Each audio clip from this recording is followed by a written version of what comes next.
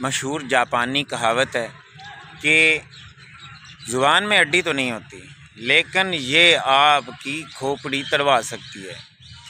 इससे मुराद ये है कि आप जब भी बोलने से पहले आप अंदाज़ा लगाएं कि आप क्या बोल रहे हैं, कौन से लफ्ज़ हैं। जज्बात में आकर इमोशंस जो है ना, उसमें कुछ ऐसे लफ्ज़ और जुमले अदा हो जाते हैं जो कि आपके लिए बड़े ख़तरनाक हैं। वो कहते हैं ना, पहले तोलें फिर बोलें।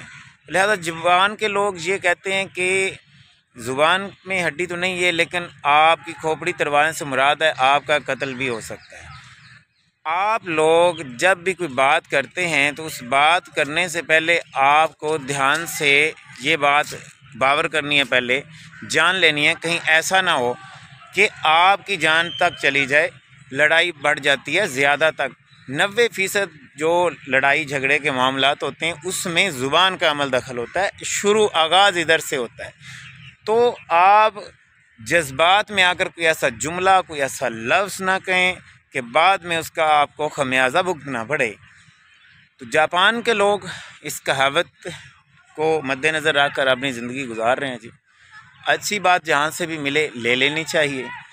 तो पहले तोलें फिर बोलें वाला फार्मूला ये सिंपल सा है। तो मज़ीद कोई भी ऐसी कहावत, प्रवर्ब, एक्सप्लेनेशन चाहिए हो तो मैं उसकी वजाहत कर दिया करूँगा। आप कमेंट सेक्शन में नीचे ज़रूर इस पर अपनी राय दीजिएगा।